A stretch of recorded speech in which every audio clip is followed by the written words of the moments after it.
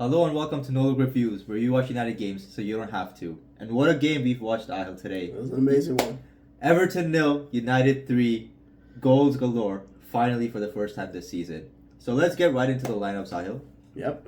All right, so for lineups, we had Shaw and Mainu to start. So Shaw came back from injury, Mainu came back from injury. Mainu got some games with the U team as well, played really well there. So I guess the boss thought that he should start off today. Yeah. But I mean, we didn't have a lot of people that could have started instead of him anyway because of injuries and then Amrabat, so you know how it is. Mm-hmm. Varane again dropped for Lindelof, so I guess the attitude has still been there, and we're still probably not going to see him on the pitch for a while unless we really need him.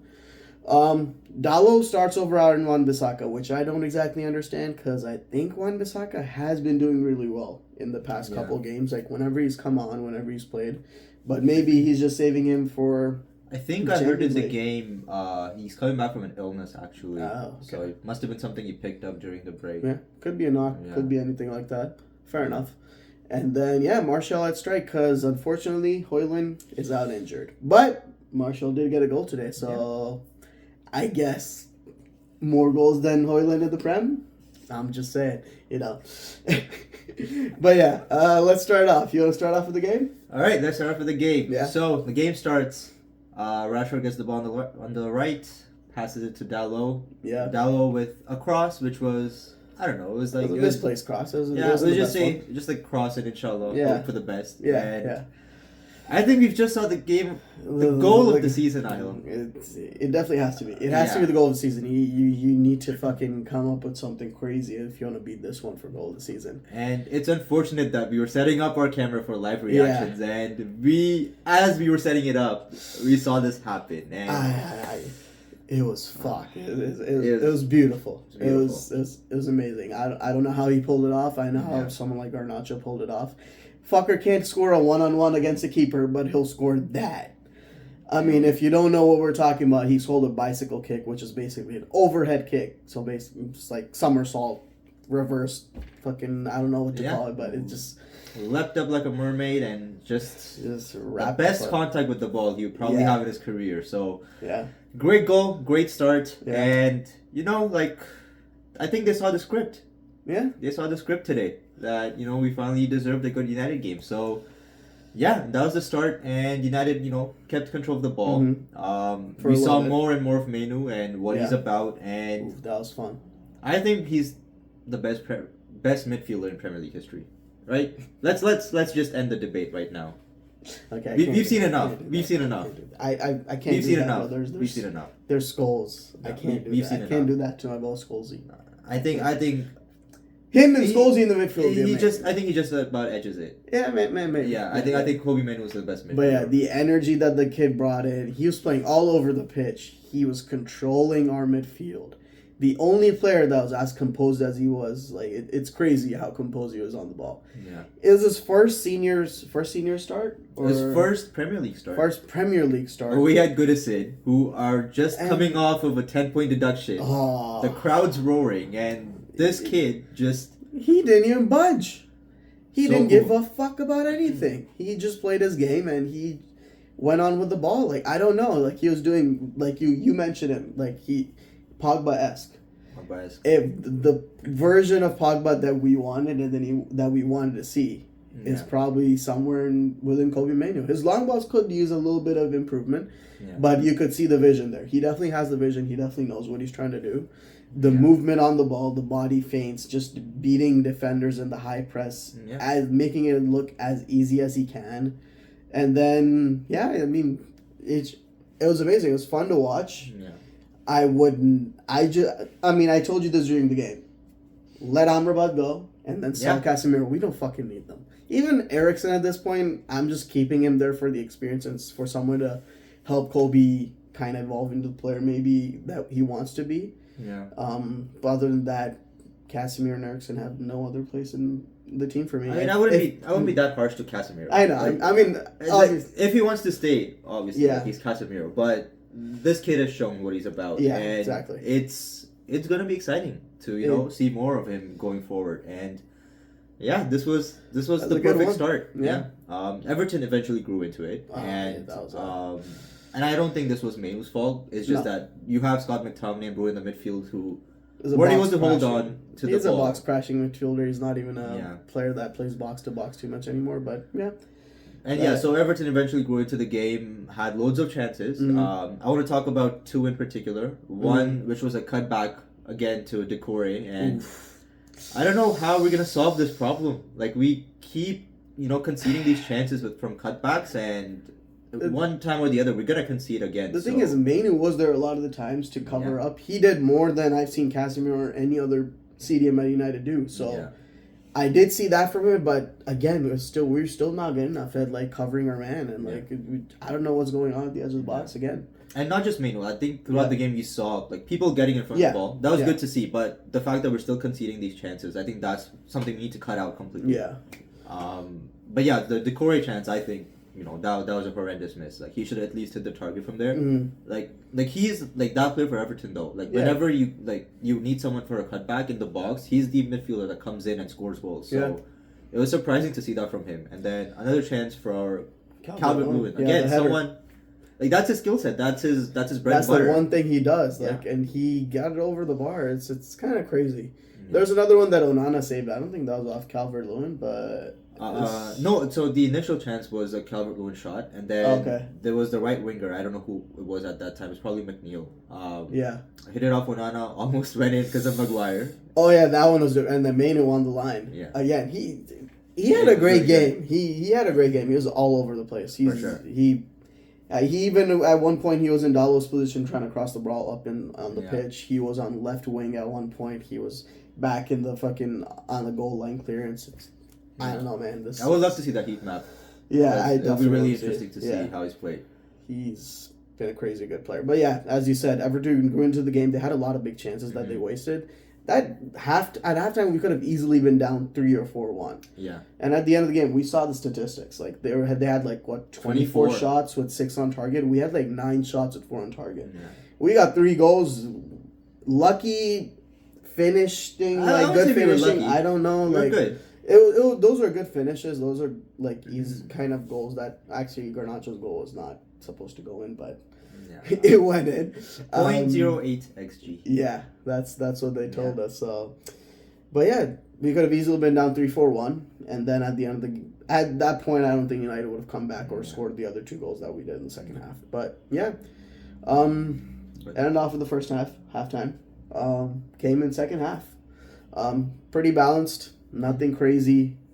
And then, we got a penalty. You want to talk about that? Yeah, so... Your favorite VAR. My favorite VAR.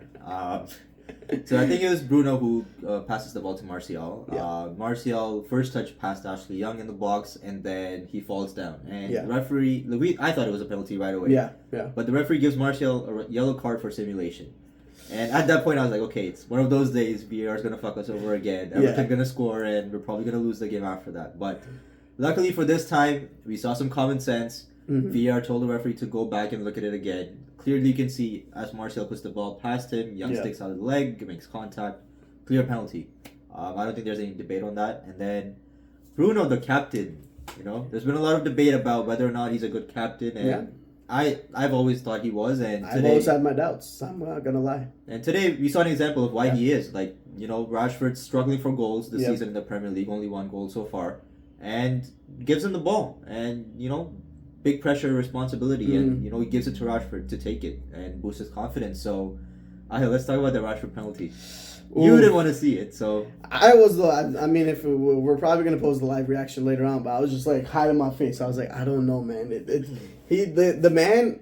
I trust him with the ball. I trust him to score the goals. I trust him to take the shot that we need to finish those chances. But recently, he just hasn't been the guy. So, but yeah, he proved himself. Scored a goal, top left corner, top bins, great power, great finish.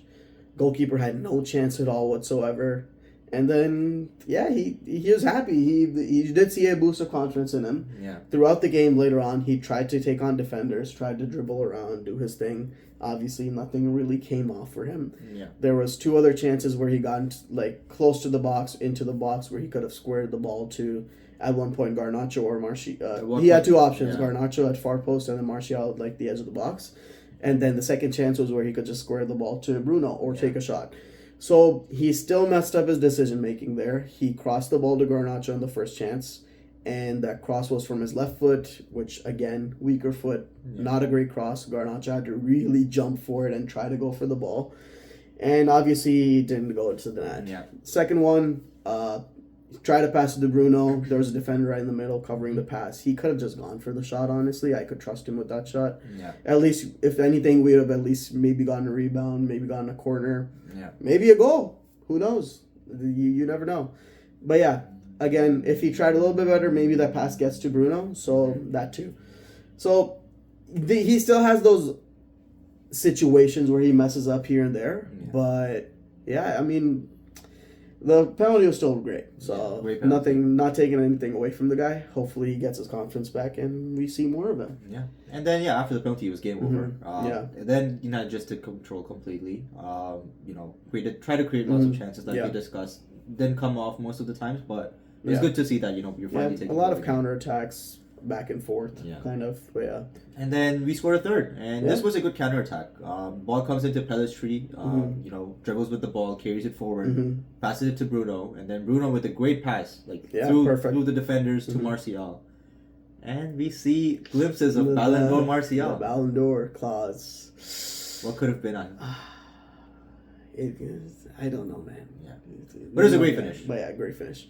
That little dink over the keeper. And then, that's what Martial used to excel at, right? He was obviously that dribbler guy, close control person, but then his finishing was also amazing. So hopefully we see more of this now that Højlund's here, now that he has more competition, and now he's not the only striker of the club.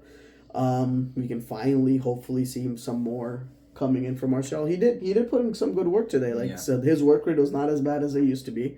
He's not that low work rate guy in FIFA anymore. Now he has a medium low. So actually, I don't even know what he got this year. But yeah, he's trying to work hard now. He's trying to put in the shift. So hopefully we can see more of that and more of that in the Champions League game on Tuesday or Wednesday. Yeah, one of those days. One of those days. And all right, while we're on the Champions League, let's quickly talk about what do you think is going to happen. So, based on the table right now, if United beats Galatasaray by 2 goals and takes a draw at home with Bayern, United goes through. How likely do you think either of those situations can happen? You can't ask me these questions, man. You know how pessimistic I am. I don't know. I feel like it's not going to happen. Yeah. The best we maybe do is get into the Europa League, but even that at this point is a tough call. Because both of the games that are coming up seems like very likely that we lose both games.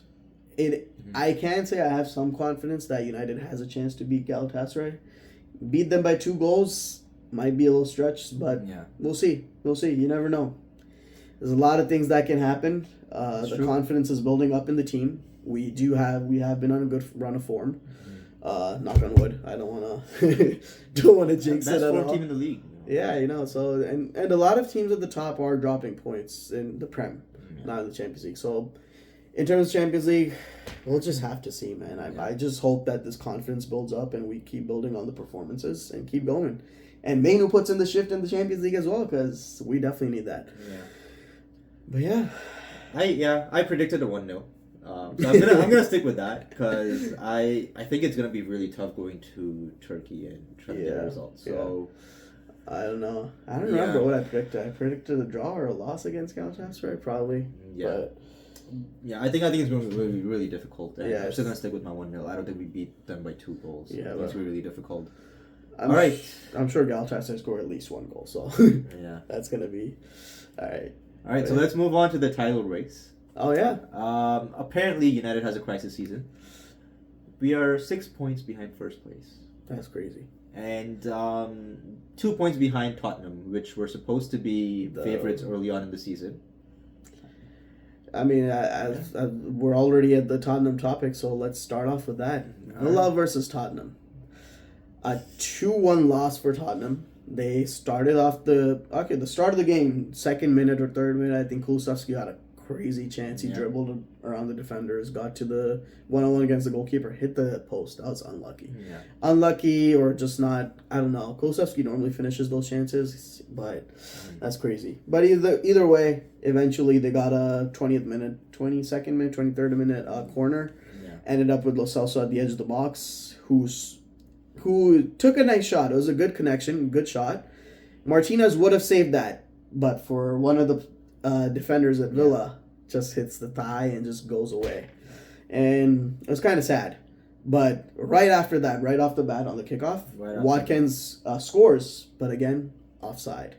And then throughout the game, it's just been a back and forth kind of situation. Son had a hat trick of offside goals. So, I mean, that says a lot about Tottenham creating the chances, but I guess something just hasn't been going right for them at this point. And then Villa obviously scored the 2 goals. Watkins with a great finish for the second goal. And the first goal was the header. The cross goal. From Sir Torres. And by Sir Torres, Sir Torres. But yeah, that cross from Douglas Luiz was amazing. I feel like it was one of the best one of the nicest set pieces I've seen in a while. Yeah. Pau Torres gets a nice header in and finally scores a goal for Villa. Yeah. And I guess he's coming back. Like, he obviously had shaky performances, but he's kind of performing for his team now. So, and obviously there's that Emery connection there from Villarreal. So I think he's gonna come good. Hopefully. Gonna be a pretty good performance. So, but yeah, Tottenham losing again, the lead. So, like Chiellini said, this is the history of the Tottenham. Another Spursy performance. Yeah, I think the title challenge is gone. It doesn't look. I mean, they're not too far off the top. Obviously, it's still like there, but again, they have to pick up on their. Yeah, but you can see the impact these injuries have had on them, and I think it says a lot, right? United's had a crazy impact from injuries. Obviously, we saw a lot of other shit. So, but it's mainly been injuries. So but Tottenham. Got to pick it up, homies. Yeah. Otherwise, nothing's going for you. All right, on to the next one. Which one are you going to talk about next? Let's talk about the City-Liverpool game next. Oof, big game. I woke up at 7:30 to watch that. Fuck that. I'm not waking up. I thought City were dominating. Okay. There were chances on both ends, but City were... I thought they were clearly going to win. Mm-hmm. The first goal for them, it's an Alisson blunder. Not something that we see a lot, but it's there. There's one or two every season. And this could have been a very fatal one.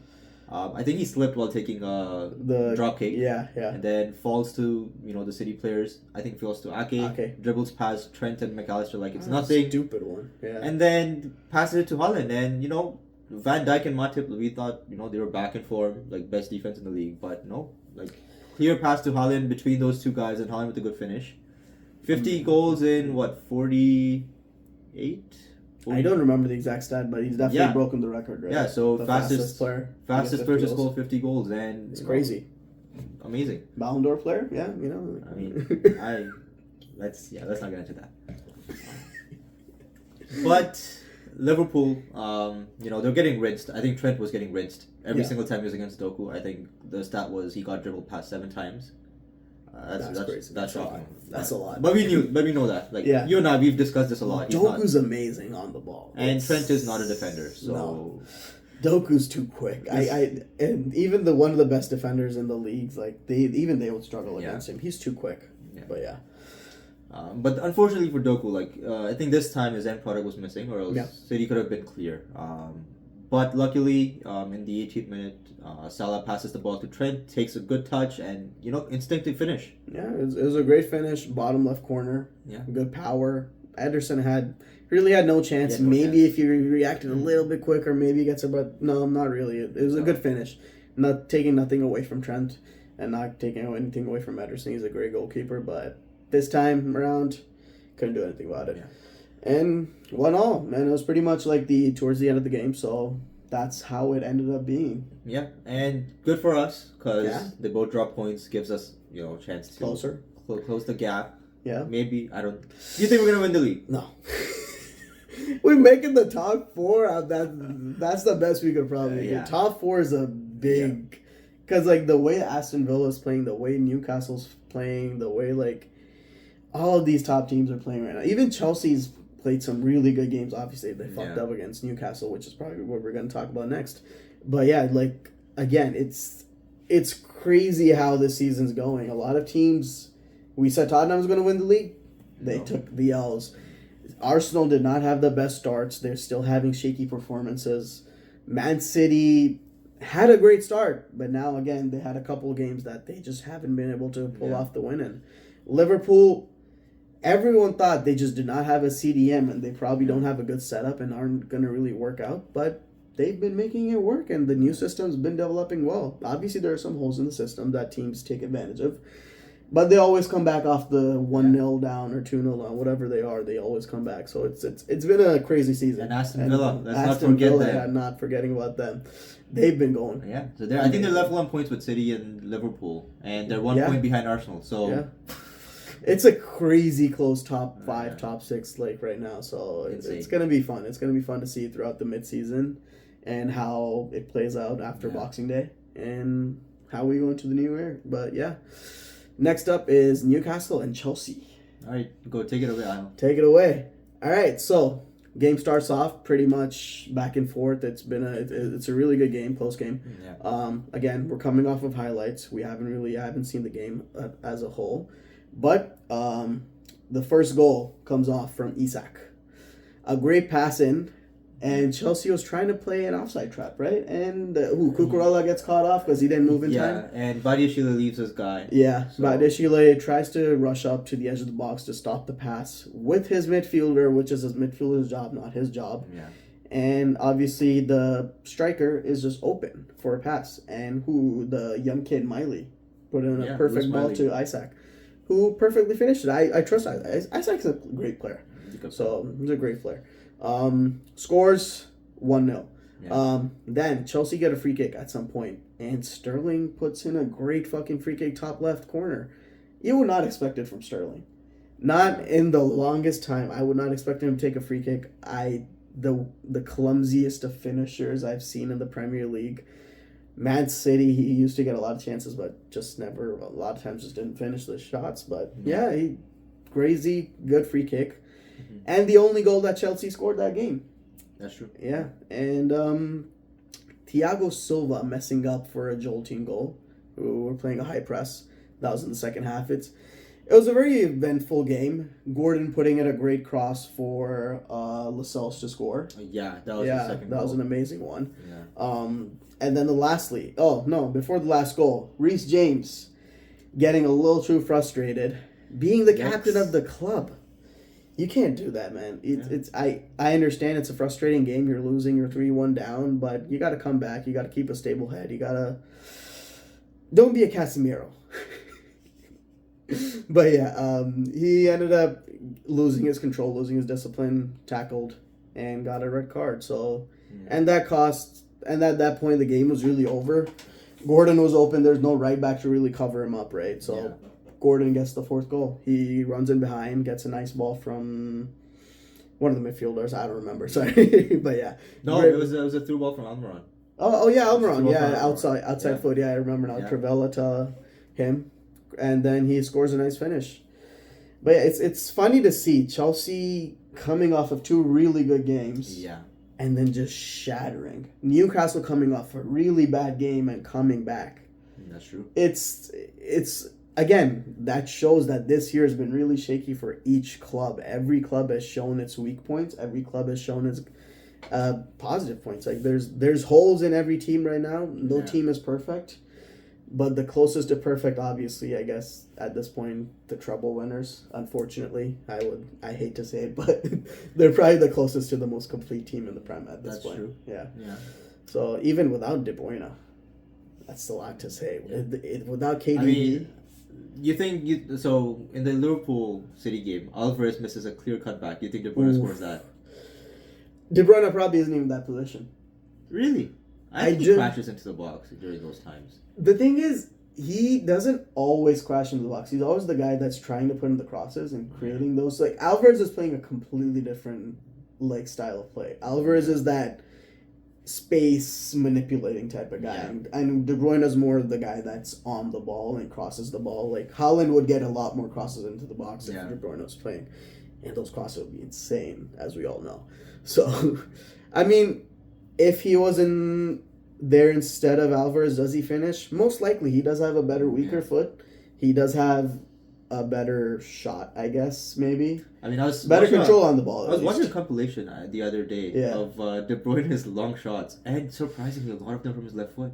Yeah, bro, it's crazy. It's his weak foot just doesn't exist. Yeah. He has, I mean, obviously his right foot is preferred. Like, he does like it a little better, but his left foot is equally as good. Yeah.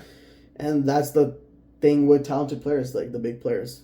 You gotta have that good weak foot. Yeah. If you lack a weak foot, then you're just an Anthony. Moving on. Yeah. Arsenal Brentford. I watched this game too. I was pretty bored by it, to be honest. Mm-hmm. I think it's just because the way Brentford played, like it was pretty defensive from them. Like they pressed a lot. Like mm-hmm. they had a good start, but then Arsenal eventually took over. And yeah, it was pretty much Arsenal trying to break them down. And mm-hmm. in the last 10 minutes, you saw Arsenal being more intense. Creating more and more chances and knocking on the door. Mm-hmm. And luckily for them, it was another 88th minute winner. Ooh. Bukayo Saka. A lot of people are calling him mid. I don't understand what that shit's about because, bro, like he is literally the Mohamed Salah of Arsenal. Like without him, there's no output in that team right now. Great cross. Him and Odegaard. Yeah, it's a great cross by him into the far post. Havertz makes a late run into the box, and the goalkeeper just gets unlucky in this point. But like he kind of saves it, but then fucks it up at the same time. So it's kind of sad for him, but. Credit to Havertz. A goal is a goal. Credit to Havertz. Yeah. He was in the right position at the right time, saw the cross coming in, and we all know he has a decent header. Yeah. And gets a nice finish right through the legs of the goalkeeper. Can't say too much more about it, right? No. And you also saw this game why Ramsdale was dropped for Raya because that guy had a shocker, man. That was a really bad one. It's lucky Arsenal got any points from the game. Yeah, Rice came to the rescue. Yeah. And even at another point, like Zinchenko there through the rescue. I mean, that was also not Ramsey's fault. But we've seen Ramsdale not being at his best. We've seen Raya not being at his best. Yeah. Who is at his best? Yeah, and all this talk about, Arteta saying we need 2 first-choice keepers now. Yeah. That shit doesn't work, man. You need one, and that guy needs all the confidence in the world. Like, I think both of them at this point are like, fuck, like if I make a mistake, I'm out. You think Ederson and Alisson are happy at Brazil playing together? No. Obviously, Ederson is the underdog between the two, but not by a lot. Yeah. It's just that Alisson's just very much an overall keeper that can do anything and everything. He doesn't excel at all the traits, but he does good enough in each area that every coach in the world would want him in their team. And Ederson's just obviously a ball-playing goalkeeper that also has really good saving quality. So it's just, I don't know, like having 2 first-choice keepers doesn't make too much sense because that's never the kind of competition you want stability at the back. Like, you want one guy at the back because the way Arsenal play, right? Like they play out from the back. Like the keeper's the first point of their attack. You need to know how they're gonna play. Yeah, exactly. So I think that was really stupid. Like Ramsdale should have been sold. Yeah. Like there's just confusion in Arsenal. I think at this point about who's actually gonna be the starting keeper. And if it's Raya, then why is Ramsdale still there, right? So.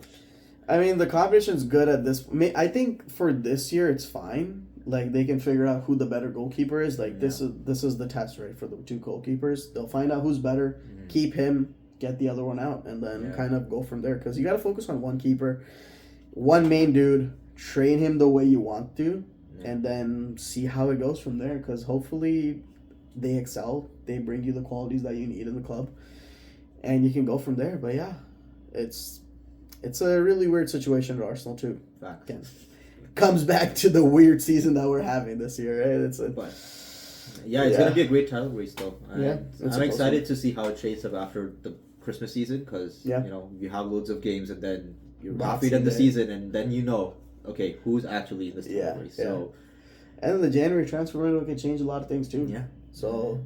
Normally, most clubs don't make a lot of big signings, but if you need something, you need something, right? You got to go for it. I mean, Liverpool maybe is looking for that CDM. Who knows? Yeah.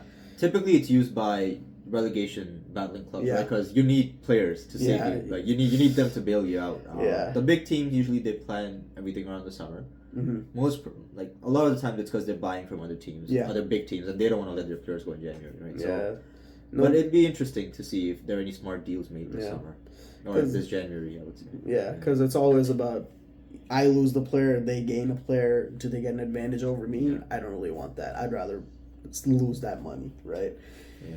But yeah, United has a lot of people to offload too, as we talked about in the last video. Yeah. But let's see how the January transfer window pans out for us too. Yeah. It'll be exciting. I don't know if we. I don't think we make any deals. Yeah, I don't think it's going to be any crazy. Maybe we offload a couple players that are just sitting on the bench. I mean, we do have a lot of injuries right now, so that could also play a role in maybe us not offloading players before the summer. So let's see. It'll be interesting. It'll be an interesting season going forward. But yeah. So finally, let's end off with our Player of the Week and Clown of the Week. Oof. I mean, I have my Player of the Week stay solid. Like, I've said his name a couple times already. You've said his name a couple times. We both know he's come into the team and proved himself, at least for the one game. But my Player of the Week has to be Kobe Manu. Yeah. No disrespect to Garnacho. Great fucking finish. But the rest of the game, in terms of a whole overall game and overall performance, I just have to pick Manu. He proved himself to be the composed midfielder that we need. And that hopefully can stay at the club and grow and perform the way you want him to. Yeah. And honestly, we were joking about this earlier. United's not the best place to grow up as a player, at this point at least, because of the environment and the things that are happening at the club. So I just hope that Manu as a talent does not get wasted. I think he's someone that Ten Hag really rates. Right? Yeah. So he's not someone that's going to sit on the bench. He's going to get his game time, especially with the midfield injuries that we have. I think we're going to see a lot of him, and I think he's going to get some good experience this season. 100%. And, you know, it might not be ideal, but the fact that you're in a team that's kind of battling every single game, as a midfielder, it's gonna either you're gonna have to sink or swim. Like, and I think that's the best environment for him, because if he does well this season, I think he's gonna have a solid career. I don't think there's any doubts about that. I mean, his composure and confidence shows like that people do trust him. He trusts himself. He trusts himself on the ball so much. He was just like came into a Premier League game, the first start, and just doing the things he was doing. It's crazy. He's taking risks. He was like moving around. There are a lot of times where I had just had a mini heart attack of him just playing it easy while the player's just rushing at him, but he still gets out of those situations. It's fun to watch, exhilarating.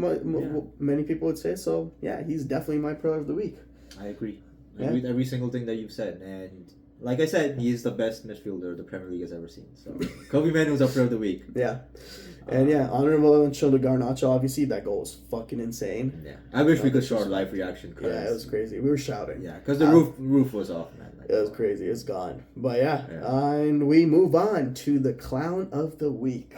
Do you want to take away for this one, or? Yeah. So for the past 2 weeks, we've called out VAR for being corrupt and incompetent. Mm-hmm. We're gonna shift gears to another entity which is corrupt and incompetent, which is the Premier League. Yeah. It's sad that Everton had to see a 10-point deduction for the minor breaches that they've done.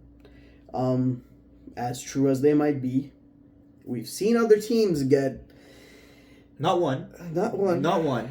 There's been a couple teams that have been told that they had a lot of financial breaches, and they got away with it. Yeah. So why did they get away with it? Who knows? Let's be honest. We all know why that happened. Yes. It's all about money and corruption. Yes. And if Everton got a 10-point deduction for one breach, how much does 115 breaches add up to? I mean, if you want me to do the math, then it's a lot. It's a lot, right? And and they probably shouldn't even be in the English football pyramid anymore. Like, they should be out. And I mean, they would have been relegated last season at this point, but multiple tiers, bro. So clown of the week, Premier League. You are incompetent. There's a difference between one charge and 115 charges, and you don't know which one is worse and which one should be prioritized more. Yeah. So, that's it for us from this week. Let us know in the comments below. What do you think about the Garnacho goal? What do you think about Kobe Manu's debut? And what do you think about Everton getting a 10-point ban? Yeah. It was a controversial topic, but it's also something we need to talk about. It's something that we need to improve upon. The Premier League has to be kept. They need to fucking recognize what they're doing. They really need to own up to if they're doing something wrong or something right. I don't know, but let us know in the comments. Like, share, subscribe, and it's been your boys. See y'all later. Peace.